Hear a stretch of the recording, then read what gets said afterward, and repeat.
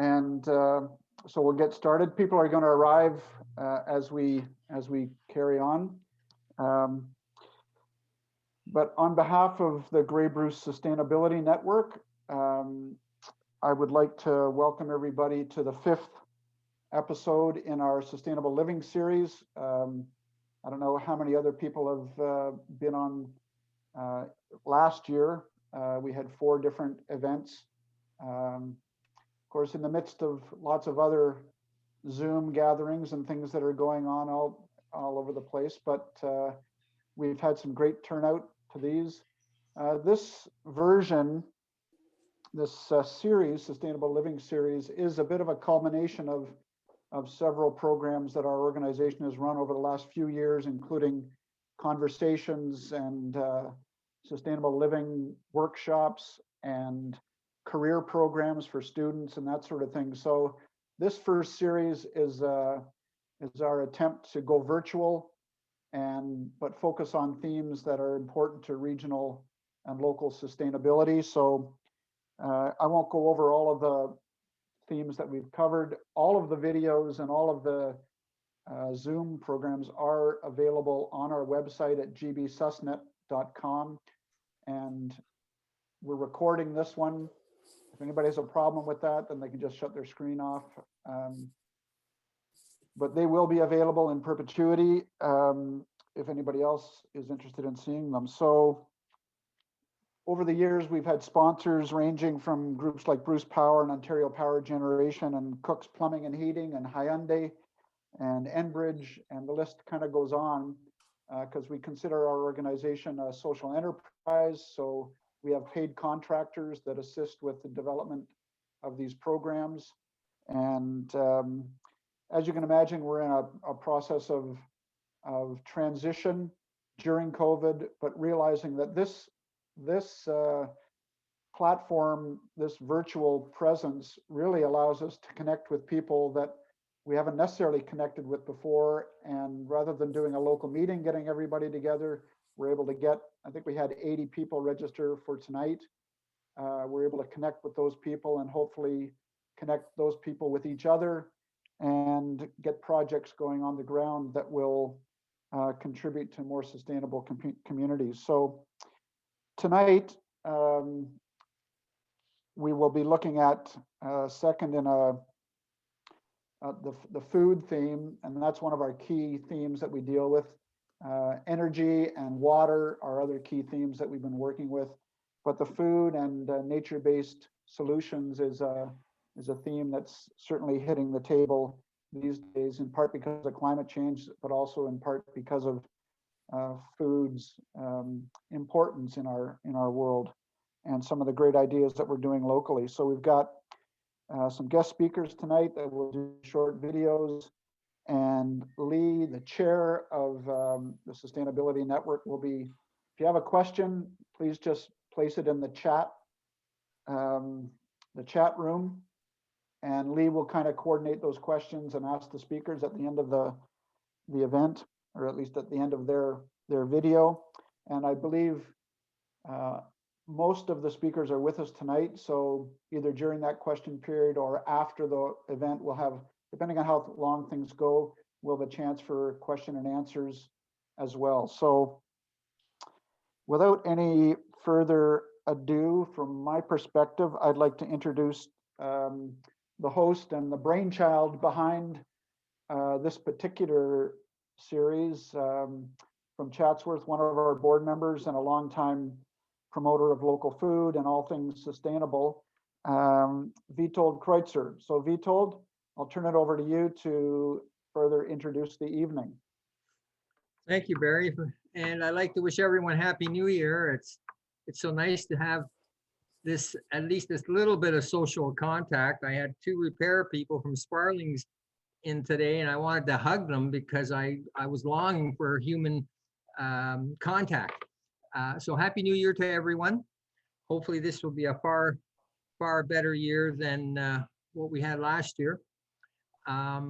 This is our first event of the year, our 5th of the series, which is the second half of the food theme.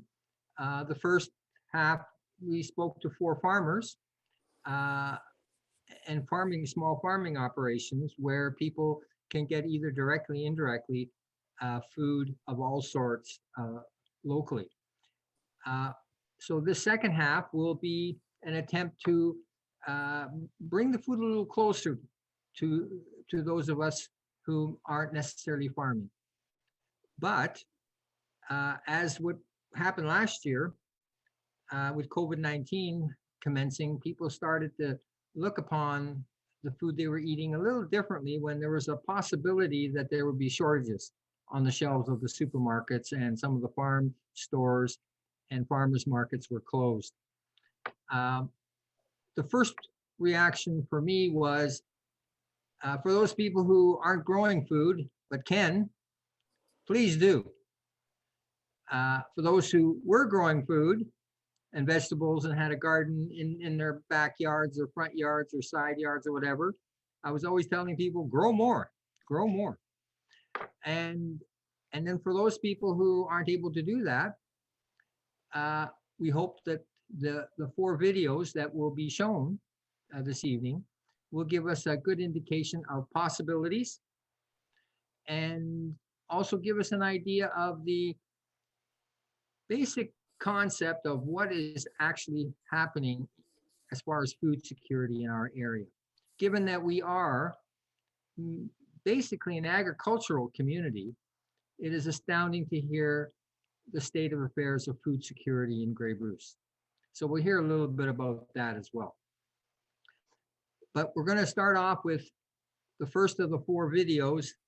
And after each video, with the exception of the very last presenter who was not able to attend, the other videos will be followed by question and answers that we actually have the person or persons who were involved in the videos to be will be able to answer any questions that you may have.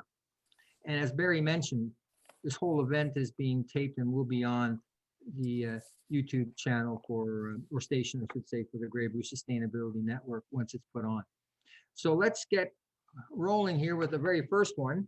As a matter of fact, this very first one was actually the very first video that Kevin and I did. I should mention Kevin Moisey again. He's a real trooper.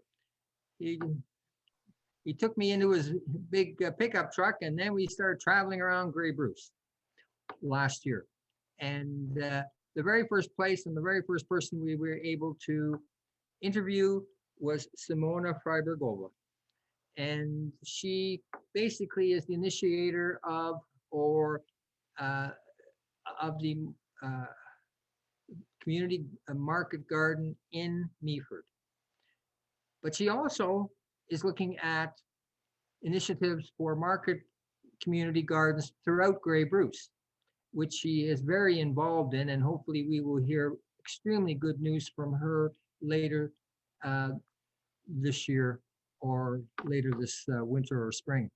So if Kevin has the video available, I would like to introduce Simona, who was a very wonderful host of, and please don't notice any taking of vegetables, because when we visited, I'd already had a frost in my personal garden, and when I saw those tomatoes, I just had to put some into my pockets.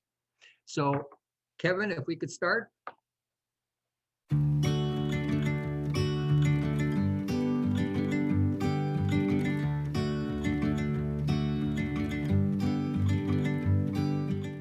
And look who is here. We now have Simona, a good friend of ours, who is going to share with us some information and wonderful knowledge about the Meaford Community Garden that she has taken an active role in.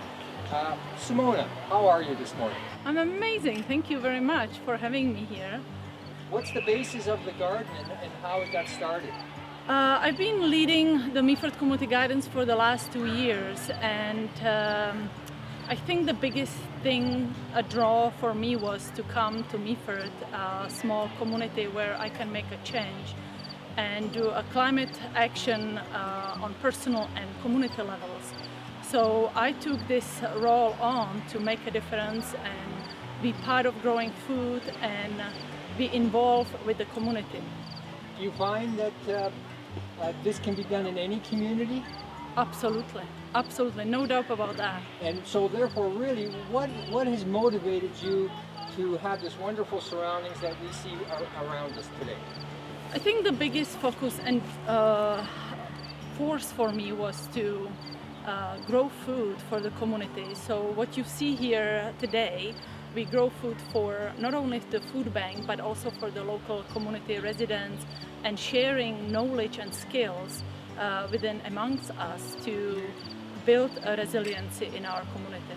So really, you are talking about that the community gardens, you promote the word community. Yes. Where to bring in more individuals to participate.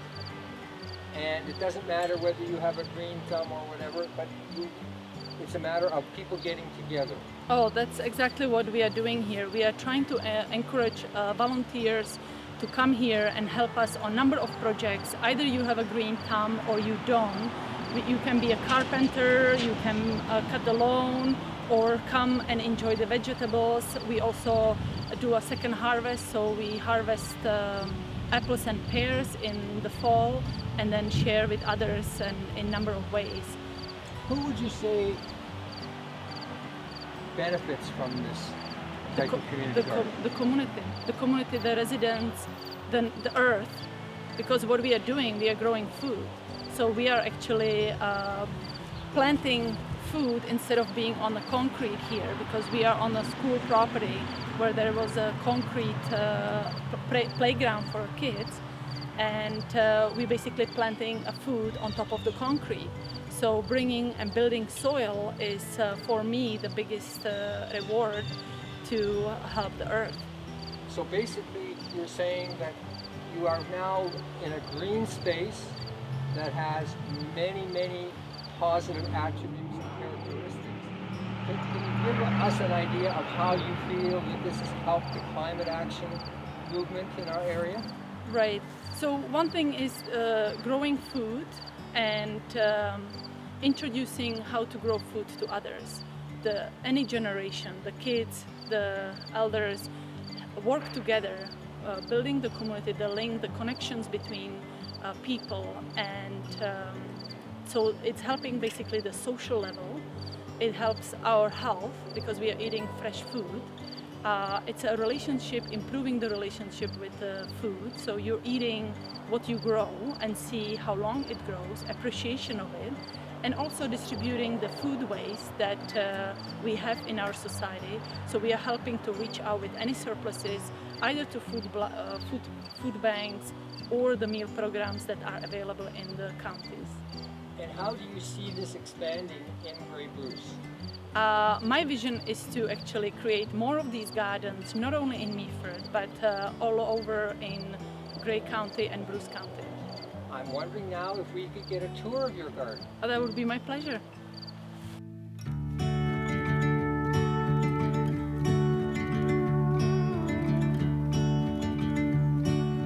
And Simona, where have you taken us now to? Are we going to get our hands dirty? Absolutely, why not? I'm taking you to our compost system.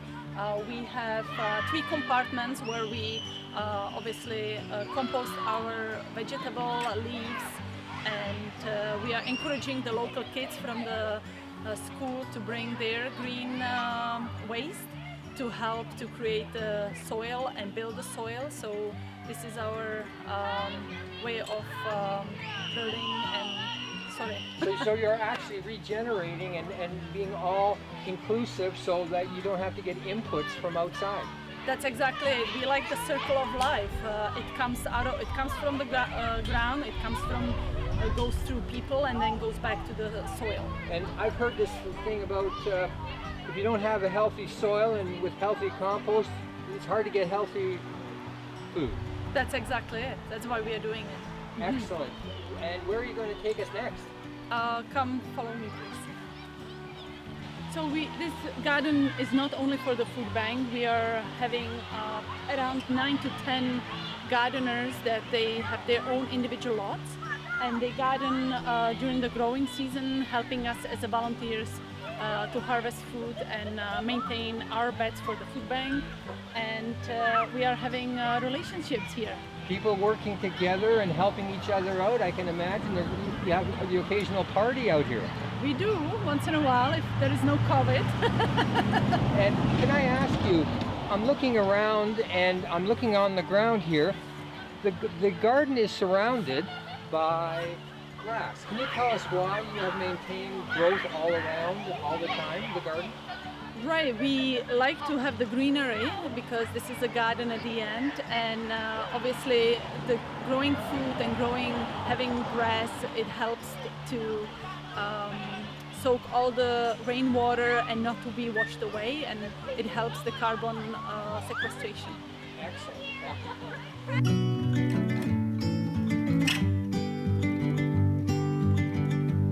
Now, I saw that bee. Should I be wearing a net of some sort? Where are we now? Well, thank you for asking. This is actually a butterfly and bee habitat initiative that we started last year with the local kids from the school. We no-till garden, we just sheet mulch, and we planted pollinators, flowers that can help to attract pollinators, bees, butterflies, and we love the colors. And so there is no garden that doesn't have some sort of flower that I would consider to be a complete garden. That's right. And how do you find it works together with all your vegetables? Well, as I said, because it's a pollinating garden, we would like to attract as many pollinators as we can, and they also pollinate our vegetables. So, are we here at a rest spot where we can get something to drink, or what's the story here, Simona? Well, we are getting very generously unlimited water from the local school, and what we do is that we have a cistern here that we fill up, and this cistern goes to the hoop house where we have a soaker hoses, and during the hot months and during the drought, when there is obviously no rain in the hoop house, we like to put the lever on and let the soaker hoses do the job. And I did notice that not only do you have tomatoes and heat-loving crops in your hothouse, but you also have it outdoors. So I guess because of our climate, you're trying to get as much as possible out of the garden. That's exactly it. The hoop house behind me is basically extending the season. We start early in the spring and we are going further into fall. Who helped you with the hoop house? The volunteers, the local residents. So again, we're talking about people working together to promote local healthy food. That's right. We have probably up to 30-40 people helping, volunteering in our gardens. We would not be able to do it without them.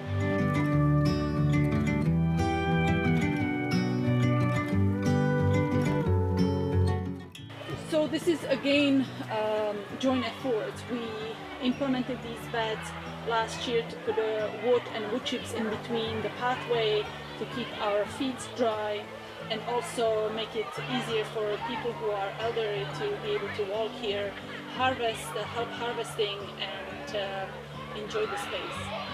I think I see a tomato that would look perfect on my kitchen table. Whoops! I'm caught in the act. Sorry, Simona. Do I see a bathtub in the garden? For what purpose is this here?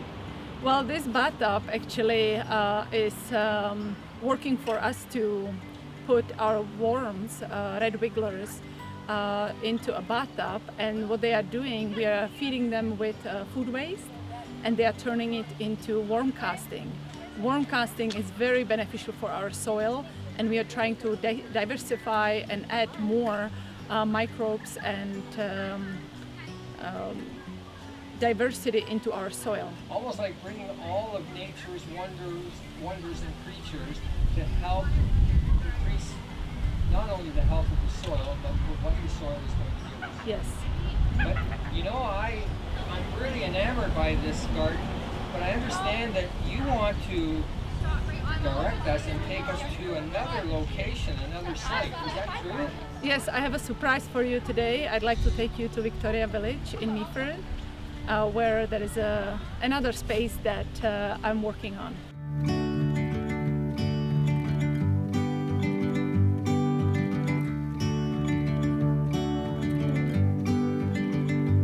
Well, thank you, Simona, for our tour through Meaford. Where have you taken us? Well, I think that you recognize the village green garden that we established probably like 7-8 years ago. Again, I came 2 years ago to lead these programs for local kids. We are at the subsidy at the Victoria Village, and I'm encouraging the local kids to do a gardening with me and by themselves, and also cooking classes from the food that we harvest in our garden if possible. And how many participants do you normally get in a year? In a year, so we have some garden beds in this garden that actually has been taken over with the locals. I would say probably 7 to 10 families, including kids. So in total, probably like 15, 20 people. So you're planning for all this. Where did it happen? So what happened was that we started as every year in our basement, starting with the seeds and planting seeds and going forward. And when COVID hit, we were a little blown away, but we didn't wait a minute. We were still keeping our momentum and waiting impatiently when COVID and the government actually will announce that community gardens will be considered essential service. So we actually were able to go forward with our seedlings, and we were not scared to keep the momentum as every year. So are community gardens now being thought of as an essential service in Ontario? Yes, it is. That can only be a step forward for us. That's exactly it. And I understand that this is actually not the surprise. This is not the surprise. This is just my second office that I brought you here to show you what we are doing here on the other part of community. And I'd like to show you something that's beside it. Simona, what are we now looking at? Is this the surprise? This is the surprise. This is our first edible food garden in Meaford, and what we did, we basically taken a space of a lawn that has been mowed, and we created a space where we are growing more food for local residents. And what are we going to be seeing here down the road as far as edible? So we have apple tree, we have pear tree, we have berries like red currant, haskap, we have gooseberries and blackberries. So these are more perennial, so you don't have to keep planting every year. That's exactly it. Excellent. Now, thank you very much for your tour of your two locations, your first and your second office. But can I ask you, Simona, what is your goal in the next decade for around Grey Bruce, and how would you like to see this venture or adventure expand in our community? Well, I would say that my passion is to spread this love of gardening and creating a space for people to eat local grown food and help other communities to develop gardens like this, because it doesn't really take too much to create it, and maybe we can exchange best practices, what other communities do, and create a network that we can actually build on. And since we have schools in every town and people living in the towns, do you envisage that anyone from any location in Grey Bruce could participate? Absolutely, that would be my pleasure to share my knowledge and their knowledge and be together. And how would we get in touch with you?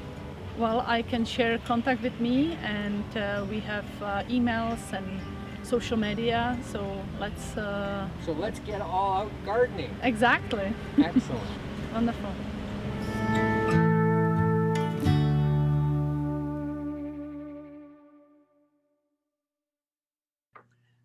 Well, thank you, Simona. That was a very delightful afternoon that we had with Simona, and in her Meaford Community Garden. I know that a lot has happened since last fall, and there's a great deal of more interest in community gardens in Grey Bruce that maybe Simona will be able to share with us. But so if anyone has any questions for Simona, because she is with us live, and Lee Gregg will take over to make sure that your questions make it to Simona. Okay, Lee? Thank you, Vitold. Yeah, if you have got a question, feel free to put it in the chat. We have a bunch already for Simona. I hope you're prepared. Jackie would like to know how long the Meaford Community Gardens has been in operation, the first site that you showed. So good evening, everyone. Welcome to our beautiful docu-series. Good question. I think that originally in Meaford, what I understand from the leadership of the community gardens before me, it started in 2008, probably with 1 or 2 beds, and then it got moved in 2010 to behind the schools. So right now, the first site was at the GBCS, which is a secondary school in Meaford, and we are still there now. Mm-hmm. Thank you. And Judy would like to know if the garden's on school property, that first one, and if so, did you get permission to use the grounds? Yes, we had to get a permission, and we are trying to work with the program that the school has. If there is a curriculum, we always like to see the kids in the gardens for sure. Maybe just a bonus question there. Was it difficult to get the permit? I cannot speak to it originally because when I joined, the relationship has been already established. So I think that there were probably some, I think the relationship started way back when, and I don't think it was difficult. I don't recall any hiccups with that. Danuta wanted to know if you're able to get funding or any grants through the food bank. Yes, that's a good question. Funding is definitely a big topic. We do apply for funding every winter. That's basically our job to secure our funding for the year. We are supported by the local food bank. We are very grateful for that. And we are also supported by the Meaford municipality. But we also need to reach out to other funders like United Way and community networks for further funding. We if I can expand on that, we also like to encourage youth to come to our gardens. So we found grant from Service Canada that actually support youth during the summer months. So we apply for that job, and that's been probably the last 4 years that we got a grant for the youth to help us to water and weed and be part of the gardens. Good. That was also a question about if there were any positions funded. Primarily youth then, or are there any other positions funded? Youth mainly. Mm-hmm. And I am considered contractor, so I am also as a paid position. Good. And our last question, I think it's our last one, is from Mary. She wants to know if your hoop house stays up all winter. Well, the hoop house does stay. However, we do take the plastic down because the structure is not strong enough to hold the snow. So we actually learn, I guess how, we learned the bad way when it did collapse on us. So it's one of our item in the fall that we take it off, and in the spring we put it back. And Pam would like to say thanks. It was very informative. You're very welcome. Well, thank you very much, Simona. Wouldn't it be nice to have a community garden in every small hammock or hamlet, I should say, in town, in every schoolyard? I remember, I'm going to show my age now, but when I went to school in the West End of Toronto, our school had a garden in it, and wow, did we have fun in that. But that's another issue. Well, if we can't grow our own food or take part in a food, because I know that Simona is going to have other opportunities for us, possibly in Owen Sound and in other areas of Grey Bruce to get involved with community gardens. So I would always keep track of the Grey Bruce Sustainability Network and community gardens with her. One of the great initiatives that's happened in Owen Sound in our area is the Eat Local Grey Bruce Cooperative, where it brings together customers, eaters of local food, and the producers of local food. And it is up and running. Has a great deal of volunteer support and great deal of support from the community. So we went to visit Emma Bell, an associate manager at Eat Local Grey Bruce, and we had the privilege of having Dave Walton, also, who I believe is the chairperson of the actual cooperative. And we actually had the opportunity to interview them and get an idea of what's involved in, instead of going to get all your vegetables and fresh foods from the supermarket, getting it through an initiative that can offer us from a variety of local growers. So Kevin, if you would be kind enough to put us on to the next video, and that will introduce Emma Bell and David Walton.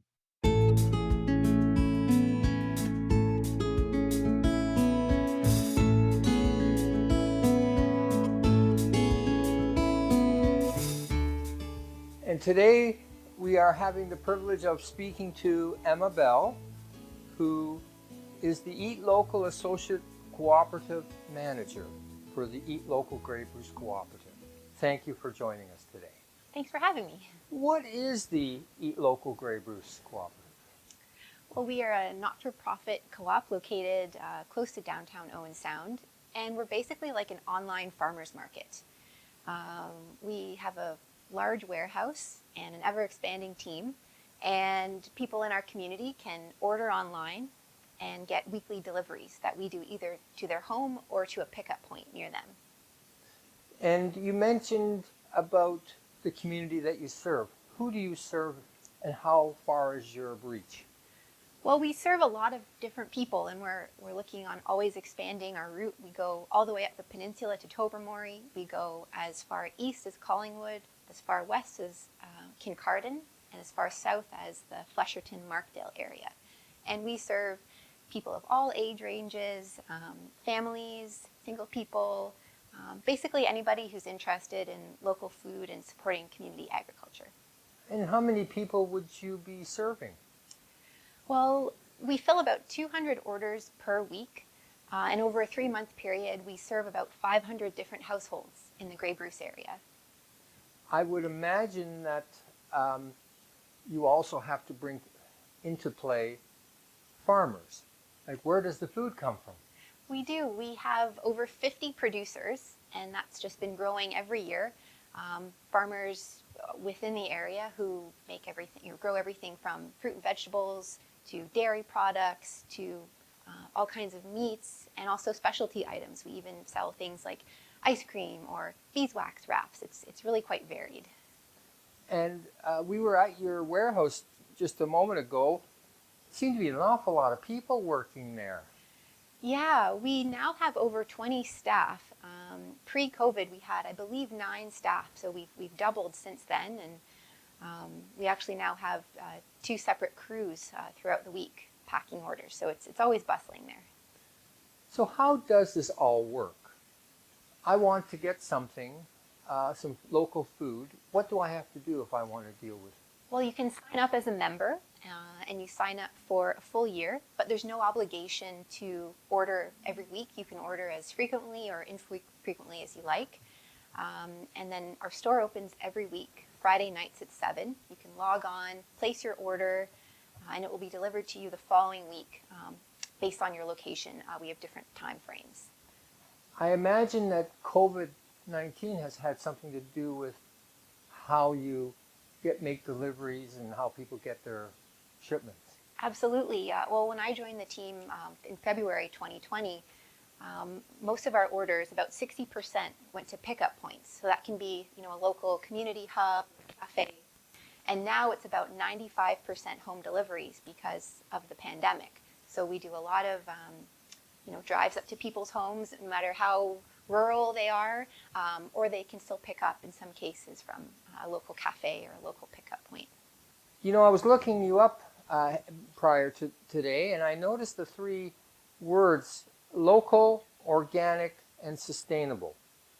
Can you expand upon what these mean? Absolutely. So those three words help us source all of our products. We always try to get local products wherever possible. If not grown in Grey Bruce, grown in Ontario. If not in Ontario, within Canada.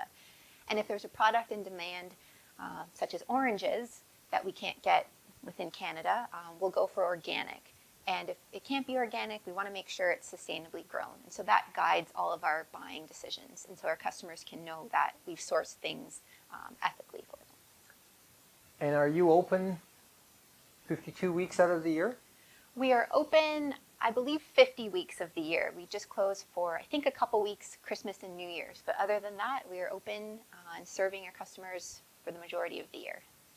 This seems to be an opportunity for me, if I want to buy from a local farmer and I don't want to go to a supermarket. You sort of bridge that gap to a certain way, don't you? Yeah, that's right. It's pretty easy because you can just go online, pick what you want, and it'll be delivered fresh to your door. And it saves you a trip to the supermarket, and you also know exactly where your products are coming from. We have, even the bios of the farmers on our website, so you can actually put a face and a name to the carrots you're buying, for example. And the other thing, too, with the COVID pandemic is that a lot of farmers markets were maybe limited in scope, or people were still a bit nervous about going out to their Saturday farmers market. So they can still get those products and support people in their community just by going online and becoming a member. And I noticed, as I said, I have also the option of volunteering to help, do I not? Yes. We have a robust volunteer program, and we're always looking for people to come help, whether they want to be delivery drivers or to help weigh out our bulk goods or help sort produce. We really see ourselves as a community hub, and we like to involve people, however they want to contribute. And I assume with COVID-19, I heard through media that people are on a waiting list just to get some of your goodies. I think as of March 2020, we started a waiting list for the first time ever in the history of the co-op. And just to manage the volumes, we did have a bit of a waiting list, and it was a couple of months in some cases. I think for the most part, we have everyone now signed up who was on the list in the spring. But we are wondering with the second wave if we might have to start another list. So if people are thinking about signing up, we encourage them to do it sooner rather than later. It seems like this idea that Thorsten Arnold has back in 2016 has grown immensely and is looking very positive for the future. How do you see that? Yeah, I see that as well.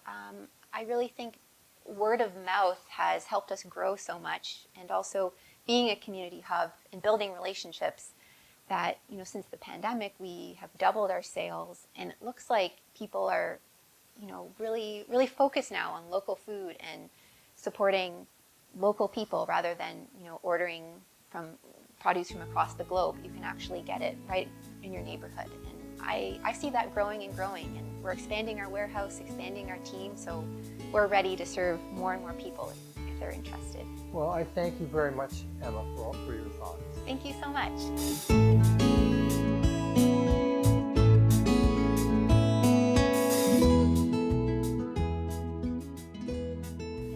And now we have David Walton, who is the chairperson on the board of directors for Eat Local Grey Bruce. Thank you for joining us. Oh, I'm pleasure to be here.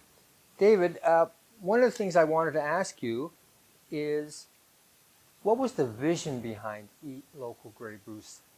Well, a bunch of guys came together. They wanted a new outlet for their produce, and they wanted to promote the whole idea of eating local food, because in this area we have the capability of feeding ourselves, and why are we importing everything from California or Chile or wherever when we can grow it here? and give farmers a decent living doing that. So you're bringing together those who eat and those who grow. Yeah, yeah, And with the idea of maintaining a local economy yeah, that may not Yeah. have been there. yeah, absolutely. The whole local economy is a big part of it. And the idea of a cooperative, that to me has always been worthwhile because everyone has a say Yeah, in yeah, this, is it not? yeah.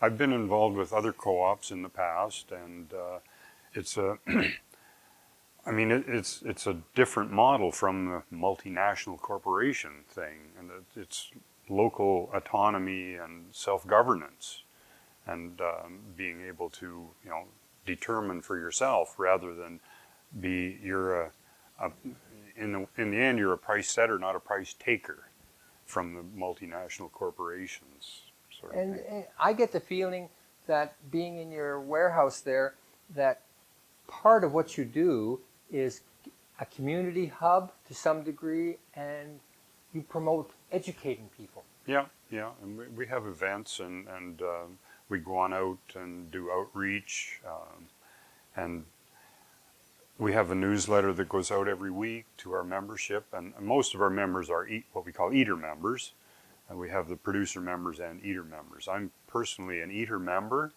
and there are spots on the board for eater members as well as producer members. So we try to give everybody the opportunity we have an annual meeting every year. It's a requirement of a cooperative to have an annual meeting every year, and so any one of our members can come and decide to run for the board if they want to. So we give people the chance to have the input.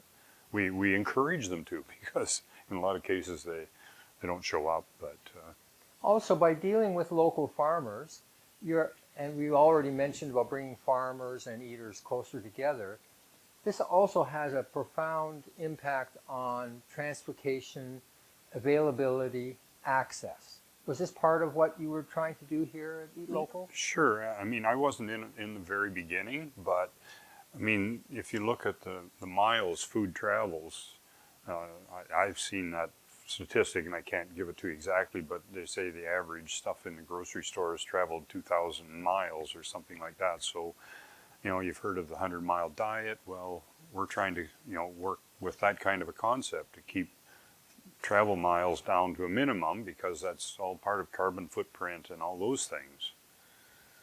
And I did notice one thing. I saw recyclable paper bags, and it looks like you are also trying to promote zero waste. Yes, like right now we're using paper bags. Right before COVID, we had our reusable green bags that were insulated, which we had to stop using because of COVID. So right now we're using paper bags. We don't really want to be using them, because we want to use the reusable ones that just keep coming back. When an order gets dropped off, we pick up the bags from last week and bring them back, and then they just keep cycling through the system. We're also, COVID changed everything. We were just at the point of moving to a zero waste system where we would have, instead of plastic clamshell containers, we were going to use glass bottles like mason jars. We even had them purchased, and then COVID happened. Now, we were in the process of then buying equipment to wash them so that they could be reused. So we're really working on, we're going to have another, we're starting that up again. Hopefully we'll have everything in place when we're able to do it. As far as from your perspective, what is the future of Eat Local, Grey Bruce? Well, I mean, my personal vision would be that it would be like huge as comparison to what it is now. But I mean, it's going to grow, and it has grown so much. I mean, we doubled in a week when COVID hit. Our sales just doubled, and we had to really scramble to keep up to the demand with, the logistics of putting everything together in the warehouse and getting it delivered. And right then our van broke down, and we had quite a perfect storm happen right then. But I mean, I would like to see it grow in a sustainable way. Like, we can't, if there's another wave, if it doubles again, you know, we're going to have challenging times to try and actually keep up with it. The supply is not a problem at this point, but and there are people out there, new producers that we can bring on. I mean, and as I say, Emma mentioned about organic. I would say at least, well, in the high 90s, I think, is our produce is organic. It's not all certified, but you know, we know those producers. We know what they do. And people, you know, we've had farm tours and such, so customers can actually go on out. This year, no, we didn't do any farm tours, but I mean, that will happen again once, hopefully, when COVID slows down. Well, I have to say, where do I sign up? Thank you very much.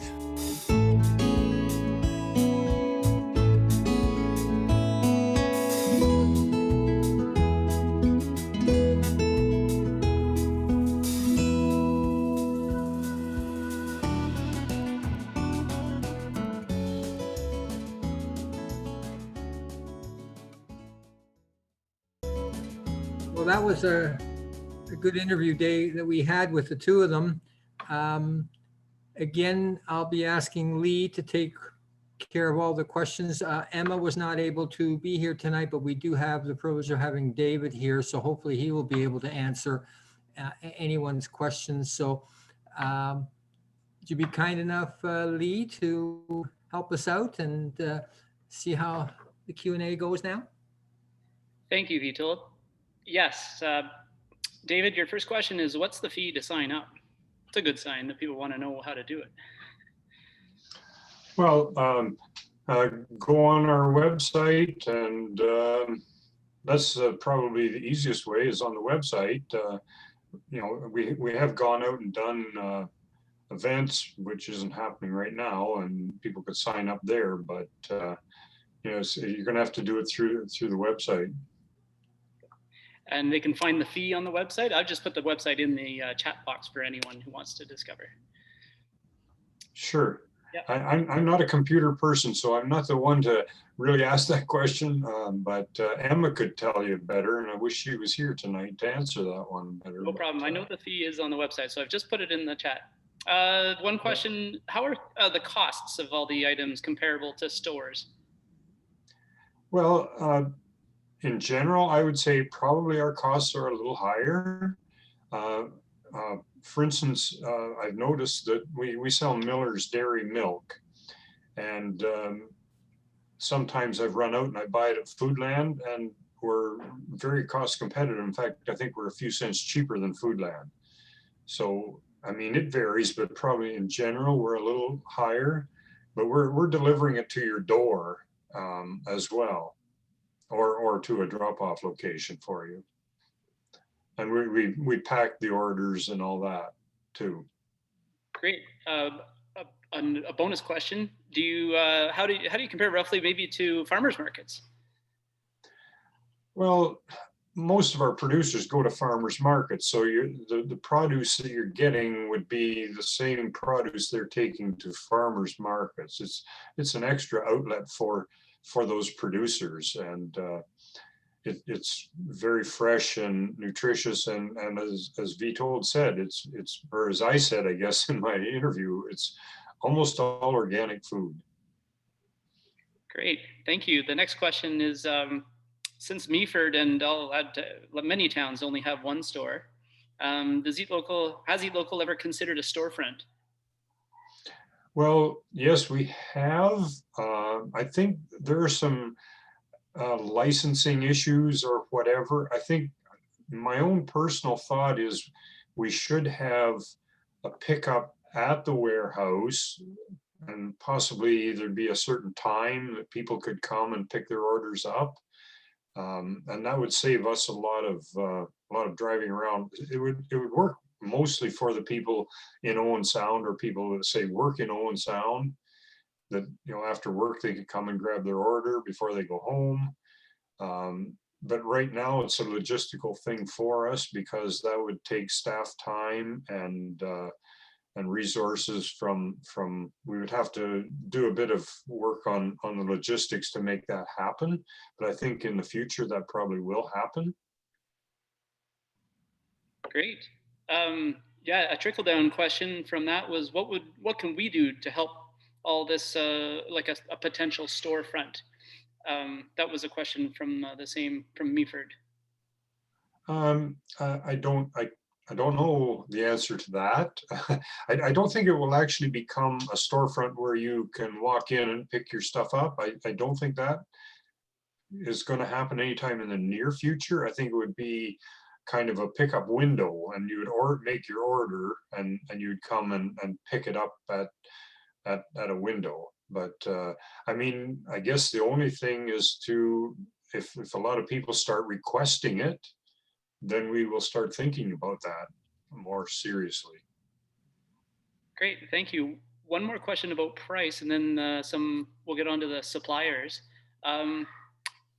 Is there any way to make prices more affordable to encourage people to eat local, like maybe sponsorship or any out of the box ideas that can bring prices even further down online? Okay, yes, we're actually working seriously on that. We're going to we've just had a proposal come from our outreach manager to have a system where people can get a free membership. The membership, see, there's a membership because it's a cooperative, it's $40 a year. And that could be a deterrent for some people. When I've been out at events promoting Eat Local, people say, 40 bucks, that's nothing. Is it 40 bucks a month? They say, no, it's 40 a year. But I mean, it is a deterrent for some people, and then our prices maybe are a bit higher.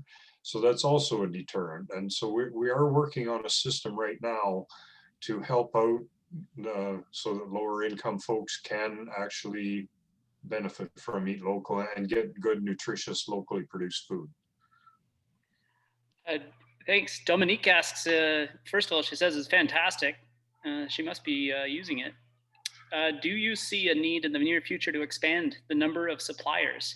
And are there enough like-minded producers that have a sustainable approach in this area? Okay, well, basically every month we have people applying to become producers. So we don't have a shortage of people trying to supply us. And as I said in the interview, supply isn't an issue for us. So we've got capacity to feed more people. The capacity crunch would be in the warehouse at this point in time. But we've taken on, just since last September, we've taken on extra warehouse space. We're not fully utilizing that yet, but it's coming into play very nicely. Great, that's most of the questions. Thank you, David. Well, I hope I've answered the questions adequately for everybody. And I really thank the Sustainability Network, Barry and Vitold and yourself for putting this together. It's great. Well, thank you, David, very much for answering questions today and for being and for your role in many other avenues in our area. The one good thing about getting food locally is that there's very many, there are options. And one option that I've always enjoyed in my life, because I actually was at one and participated as a vendor in a market for over 15 years, was a farmer's market. And prior to COVID-19, there was no greater place for me than on a Saturday to be with a community and to be able to tell stories, shake hands, and get not only food grown locally, but also that are produced locally, whether it's a bakery or canned items or whatever. That always seemed to bring the community together. So what we're very fortunate to be presenting is the part owner of the Owen Sound Farmers Market, Richard Thomas, who was nice enough to give us an interview and give us an idea of some of the things that have transpired since he has taken over the farmers market. And in our COVID-19 days, there have been numerous changes. So Kevin, if you would like to do your thing, and let's see what Richard has to share with us regarding the Owen Sound Farmers Market.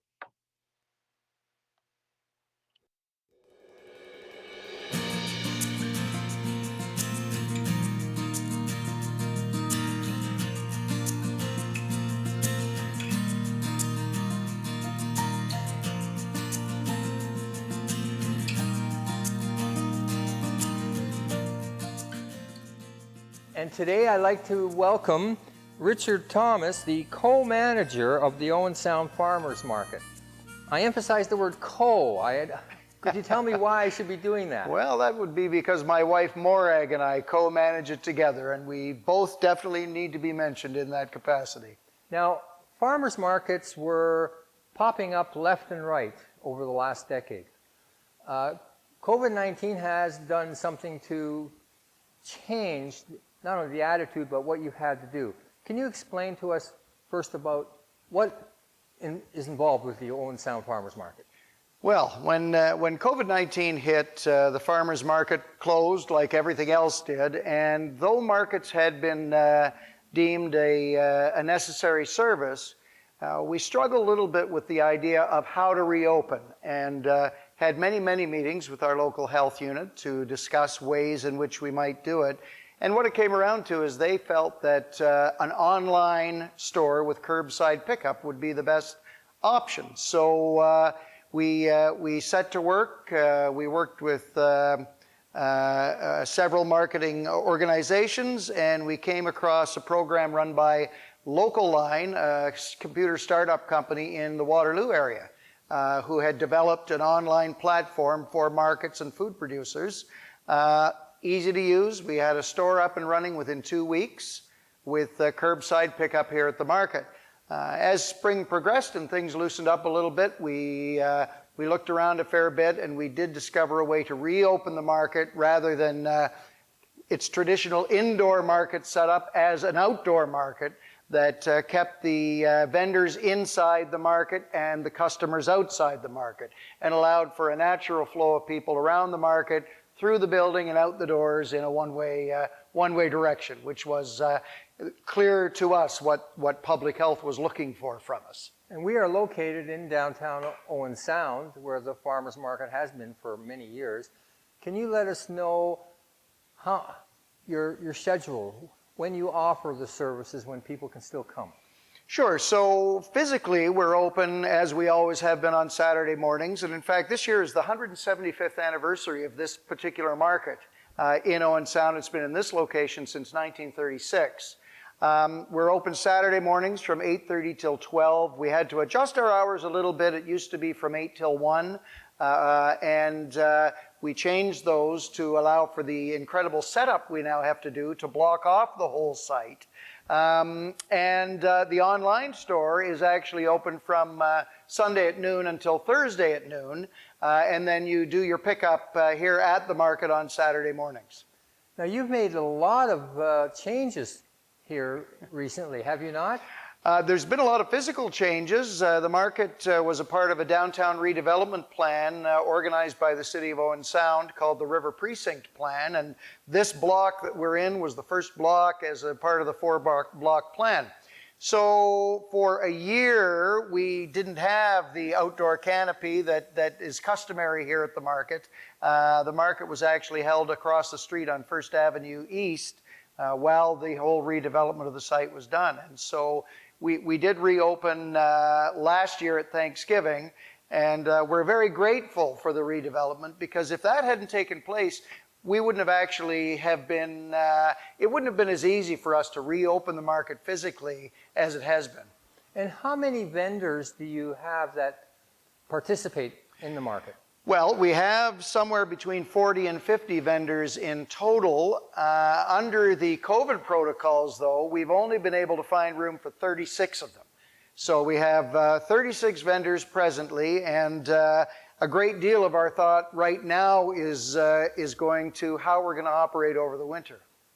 And besides local food, what else do you offer at the market? I would say local food and craft is the best way to describe what's available here at the market. We've got everything from meat and fish to jams and preserves to used books to soaps to biscotti. I'm just looking around as we talk and sort of listing them all off.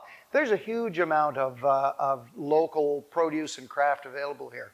And it seems to me that this wide diversity you have here, has it been affected by COVID-19 significantly? Well, that's an interesting point, because our experience has been that, in fact, applications to join the market are up as a result of COVID-19. And I think it's, it's sort of the result of a 3-month quarantine where people suddenly didn't have to do all the normal things, and they were maybe able to pursue their passions a little bit more. And many of us are passionate about food and about craft, and so we've found we're getting a lot more applications from people to join the market as vendors as a result of that shutdown. And also, the farmers market in general have always been bringing the grower or the baker or the producer closer to the customer. Connecting the producer and the consumer. That's what a farmer's market is all about. And when the shutdown first started for coronavirus, I'm only new to this job. I've been in it for about a year and a bit now. The first thing that I realized is that the hens don't stop laying because the people stop doing what they normally do. So we very quickly had to find ways for our producers to connect with their public, and many of them set up farm gate shops within a week or two of the shutdown so that they could continue making that connection. And through our website and our social media, we were still able to connect the consumers with the vendors. And of course, people had nothing to do but get in the car and drive around because we weren't supposed to really do anything else. So it worked out very well, I think, for everybody. And what do you see in the future of the Owen Sound Farmers Market? Well, I see the farmers markets, all farmers markets in general, but ours specifically, being far more important on a local scale. If coronavirus taught us anything, when the borders shut and products started disappearing out of the grocery stores, the things we would normally get, the products created locally were still here. And I think that's a very important fact for people to recognize, is that the local producers are their friends and their neighbors, and they continue on no matter what's going on in the world. And, we know from our study of history that the community that can't feed itself isn't really a free community at all. And so I see markets being more and more important. We've kept our online store going despite the fact that we're physically reopened, and we could actually convert back to strictly online with curbside pickup overnight. And that's going to be, I think that'll stay in place for quite some time. Well, I thank you very much, Richard, for taking the time, and I can see that farmers markets are a necessity as far as food security for me. Absolutely. And if I can say one last thing, I would say shop local. Thank you very much.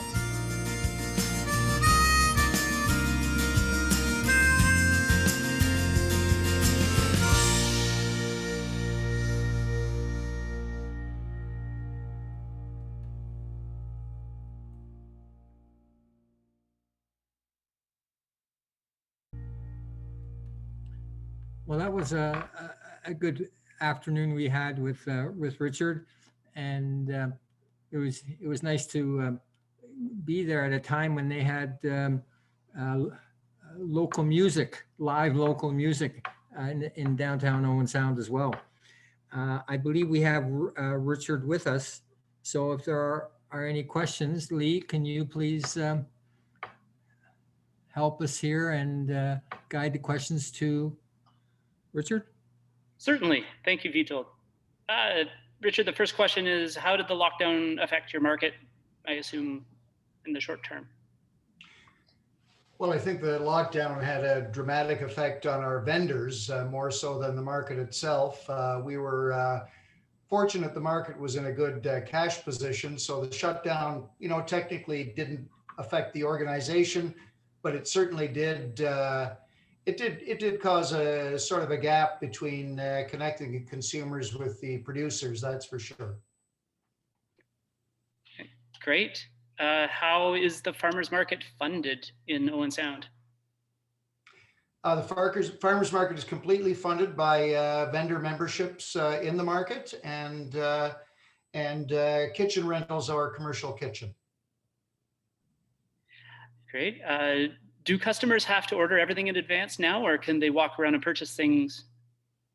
The market is still physically open. I did allude in the video to our discussions about how we would move indoors. So we knew we only had 22 indoor spaces, yet 36 vendors over the summer. So leading up to Christmas, we were able to go to a full day market, which was lots of fun. We called it double market days, and we had food in the morning and craft in the afternoon, so that we were able to accommodate all of our vendors in the weeks leading up to Christmas, which of course are so important for everybody. Then we had the shutdown come over the Christmas period. So we really haven't had to deal with what we're going to do now, because we're only allowed to have food vendors. The craft vendors have to stay home until the provincial shutdown is over. So right now you can come to market on a Saturday morning. I'll be the first person you see at the door, and I'll give you your marching orders, and it's a one-way flow of traffic through the market, and hand sanitizing and masks mandatory, and all of those things that we're all becoming so accustomed to doing. Nice. Question, how do you balance the blend of food with crafts? Could you use more food, or could you use more crafts? Oh, this is a complicated formula that I still haven't got a handle on after a year and a half as the co-manager of the market. Fortunately, my wife Morag was a vendor at the market for 7 or 8 years, and so she knows pretty well how all that works.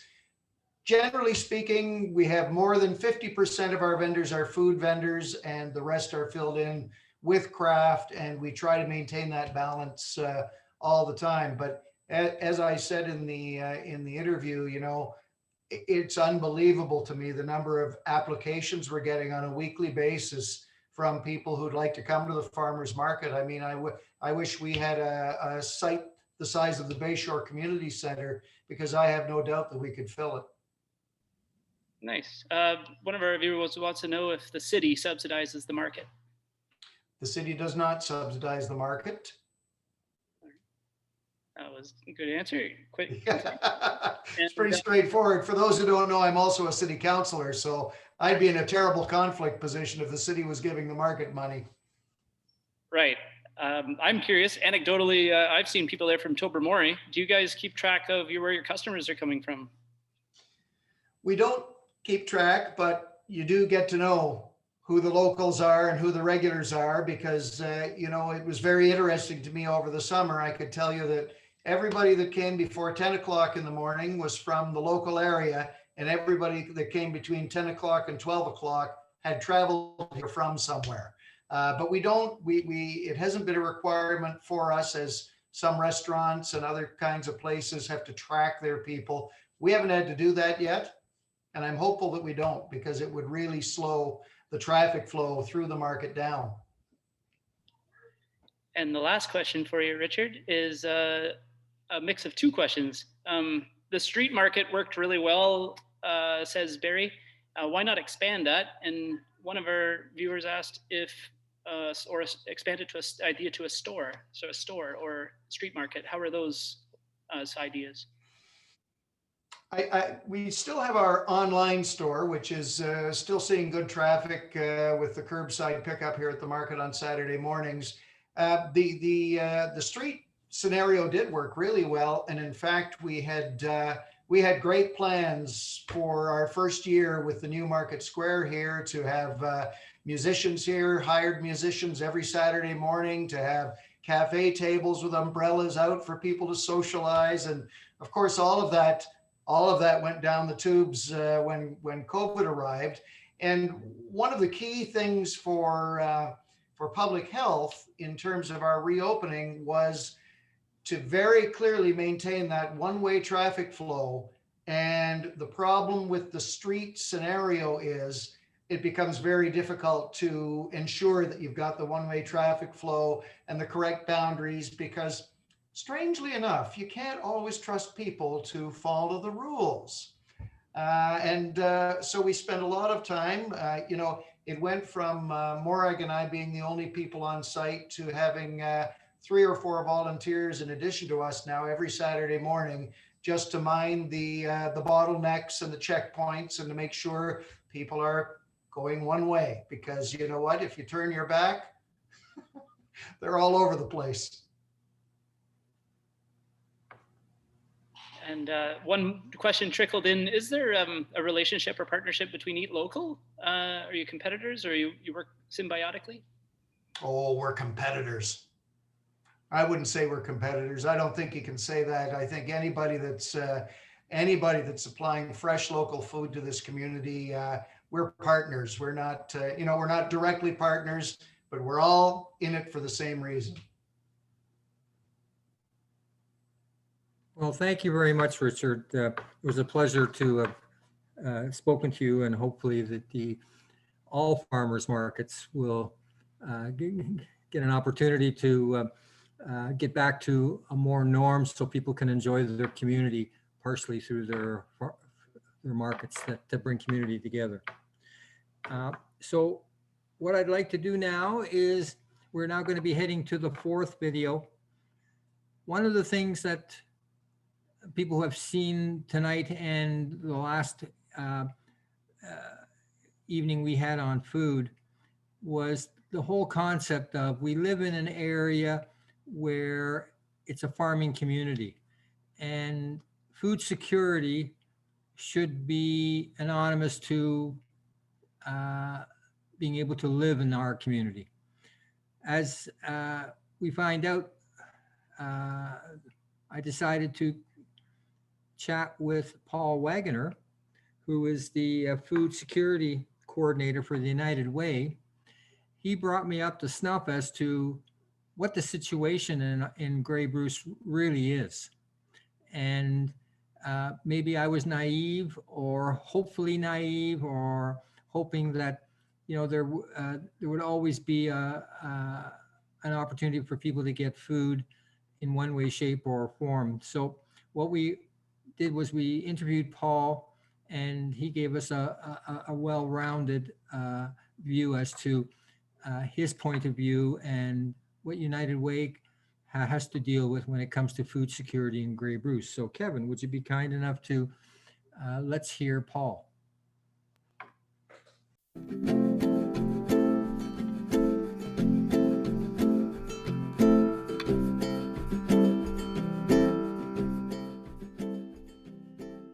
Today we have Paul Wagonaar from the United Way of Bruce Grey, and he is a food security coordinator.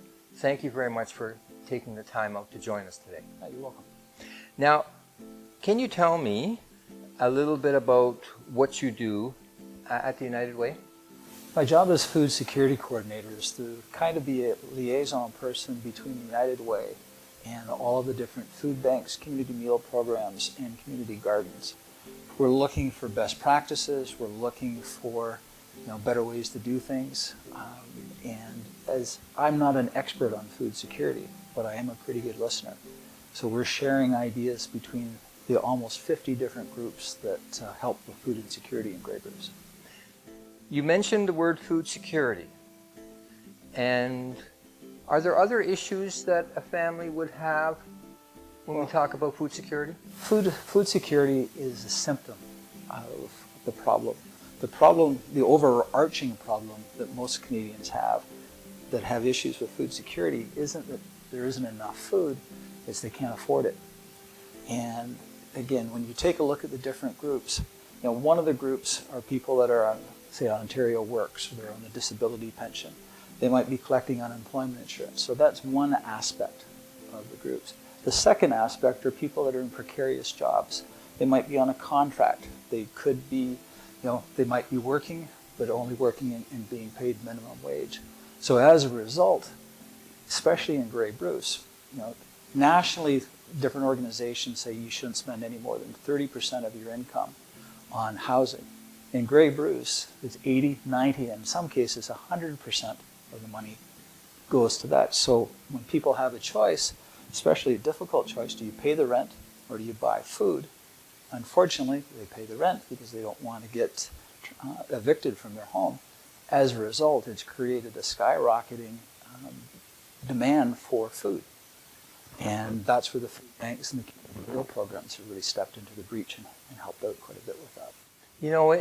In Grey Bruce, one would think that we're surrounded by agricultural lands, that how can we have a problem with food security? Would there not be another issue here regarding how food is actually distributed? Distribution is certainly a big part of it. And I'll use it as an example, the food rescue program. Nationally across Canada, foodrescue.ca has a really excellent website. 58% of the food that is grown in Canada is wasted.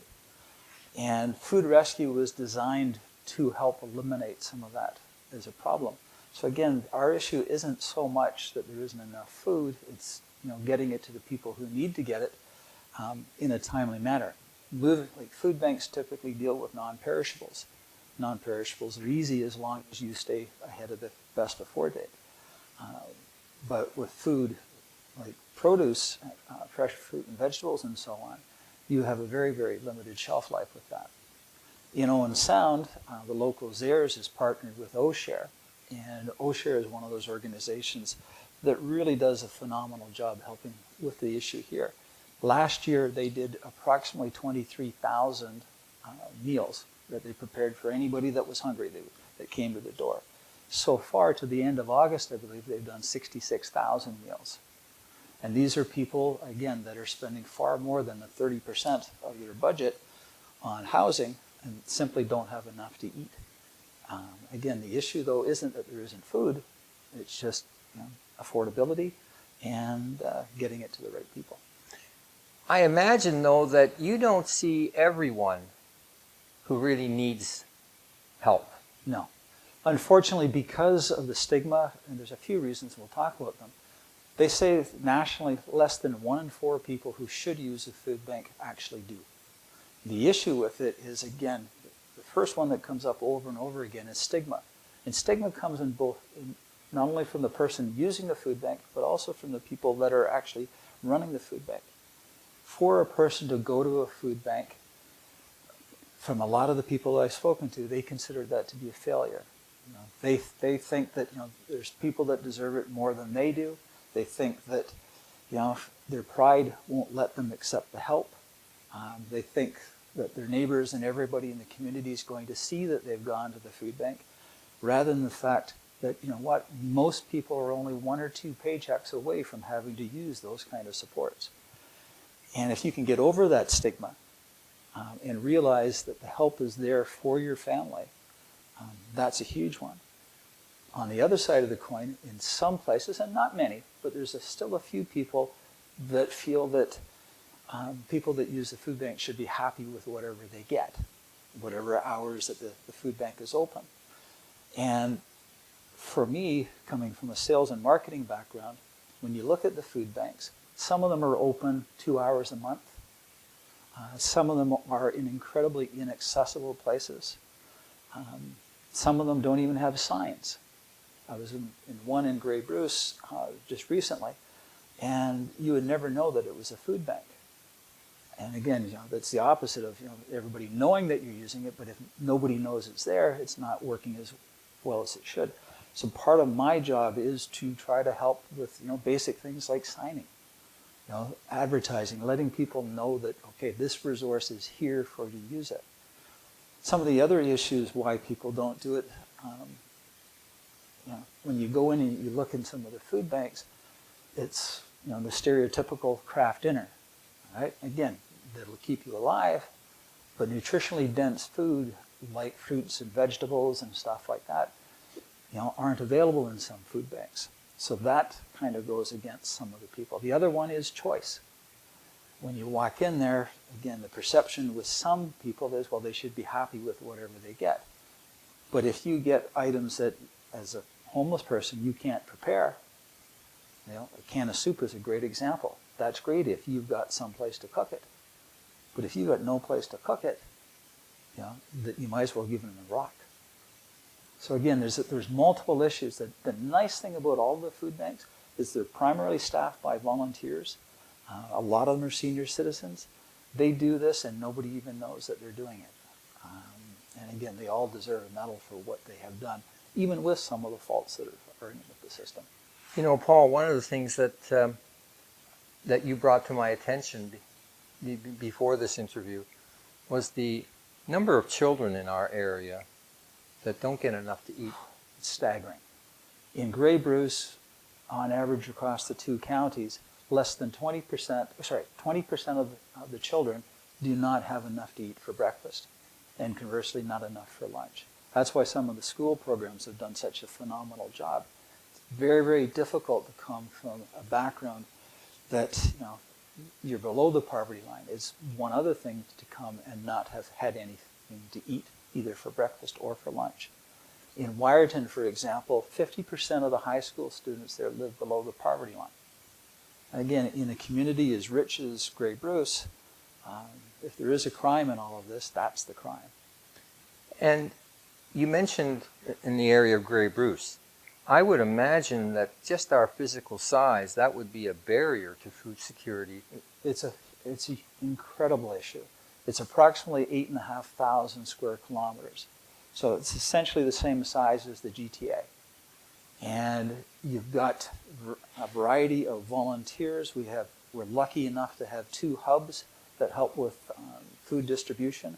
One is the Salvation Army here in Owen Sound, run by a very good lady named Alice Wagonaar. And the other one is OShare, which is run by Colleen Seaman-Trask. And they will share any excess that they have of either produce or non-perishable items with any of the food banks or community meal programs in Grey Bruce. The issue that we have is, how do you move that product? It's not bad in the summertime, but in the wintertime, we get a little snow up here. And when you've got items that will literally go bad in 1 or 2 days, it doesn't really make allowances for roads that are closed. Now, you did mention some of the methods that we could do or could be employed to help with this insecurity issue in Grey Bruce. Can you mention any others? The biggest one would be connectivity. And there's a lady that works out of Meaford. Her name is Simona Freibergova, and she does an absolutely phenomenal job with the community gardens program. In the town of Meaford, 1/3 of the produce that they raise goes to the food bank. Another third approximately goes to the community meal programs. And the balance is sold for donations that go to help pay for all of the different things that they do. And she's been working throughout the entire area trying to set up that same model with the other 20 food banks that are there. Again, if we can get good produce and things like that from community gardens, that helps with nutritionally dense food. If we can get more food rescue programs partnered up between the food banks and the grocery stores. Like I said, the grocery store here in Owen Sound, theirs, feeds or supplies enough food to take care of all of OShare's requirements. Again, that's 500 meals a day that they're doing. Well, all these programs that you're mentioning, it seems that logical to have food not be wasted in going to landfills and onto people's plates and tables. No, I think that's exactly right. A big part of the problem right now is that nobody really knows about it. I always felt that I was pretty well informed about issues in our community. Until I started doing this job, I really had no idea about that. One of the tools that Bruce Power has helped us out with is they've created an app for the food banks and community meal programs to use that for the first time is really going to highlight just how much is going on behind the scenes. During COVID-19, everybody's talked about the frontline healthcare workers, and I don't want to take anything away from what they've done. But even the different politicians, whether they're municipal, provincial, or federal, had no idea of the work that's being done behind the scenes by volunteers. We'll use OShare as an example. With 66,000 meals, you'd be hard-pressed to find very many politicians that were aware of that as an issue in Owen Sound. But 66,000 meals in a population of 20,000, where the median income is well above the poverty line, would stagger most politicians if they knew that. So this app that Bruce Powers developed for us will give that information to all of the organizations that help address this, so people see that there is a huge need. So if I take myself as someone who may be in need of help, but for some reason or other, I haven't made either that decision to to do something, or I feel embarrassed, or what do I do? Very first place, 211. If you have, most people, regardless of their socioeconomic background, have access to a smartphone because you need that in order to qualify for so many government programs. Start there. Simply put in your community and put in food. Sometimes food bank might work better, but that'll put you in contact with the people in the community that can help with that. And the other one is to get over the stigma. Again, there's nothing wrong with accepting help. That's what it's for. And so many of the people have said that, well, there's people who need it more than what I do. All right? If you're going hungry, there's help for you. That's the best way. A lot of the food banks are very, very good about their signs that are posted with phone numbers and their hours and so on. That makes it a lot more helpful. But again, if you don't know where to turn to, 211. Now, let's say that I'm a grower, and historically, I have never been able to harvest everything. I only have orders for so much, and what incentive do I have, or what do I do if I want to share the extra harvest and offer it to the people? Yeah, for a farmer that wants to do that, to get in contact with foodrescue.ca, it's a free service. They will do all of the work for you. They'll put you in touch with different organizations that will help with that. And again, rather than let it rot in the fields, the satisfaction of knowing that it's going to somebody is going to help. One of the programs that we're putting in place at the United Way is to provide all the different food banks and community meal programs and community gardens with a digital scale. So that, if it's a registered charity, they'll be able to issue a tax receipt for that. Which again, isn't, everything, but it is something. But again, there's such a need for that here. Most people just, 211 is a good place to start, but if you're a farmer, food rescue. So basically, what would be your words as far as where we're heading as a society based upon your work at the United Way? The biggest thing is that we need to stop treating the symptoms and really look at what the disease is. Like I said, there's two aspects to this. The very first one is people aren't making enough money to pay for everything. Whether you're on old age security, Ontario Works, or the disability pension, until we address affordable housing, when people have to spend 80 or 90 or 100% of their income just to have a roof over their head, you're always going to have food banks. All right? The CERB really demonstrated how far a guaranteed income would go to help alleviate a lot of these issues. People know how to spend their money. I hear a lot of people say, well, we can't trust them to spend the money on that. I'm not as cynical as that. There'll always be a few people that will abuse it, right? No matter what happens. The vast majority of people that are using food banks or community meal programs, right, they don't want to use those. They would much rather take care of their family. And a really good way to do that is to make sure that everybody is guaranteed a basic income. Well, Paul, I really thank you for your time here, and I thank you for your work at the United Way. No, appreciate that very much. Thank you very much.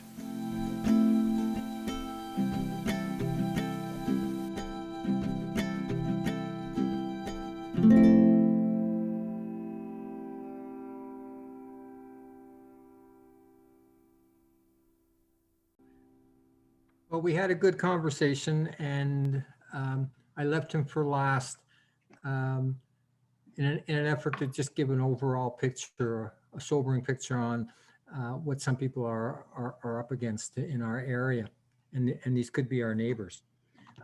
Unfortunately, Paul was not able to be here tonight, and so I know Lee suggested that if you do have questions, we'll get those questions to Paul and have them answered. So this will be it for this evening. This closes off our food theme, and our next event will be in 2 weeks' time, where our next theme will be alternative transportation options, where we look at other methods of transportation that are vital to life in Grey Bruce.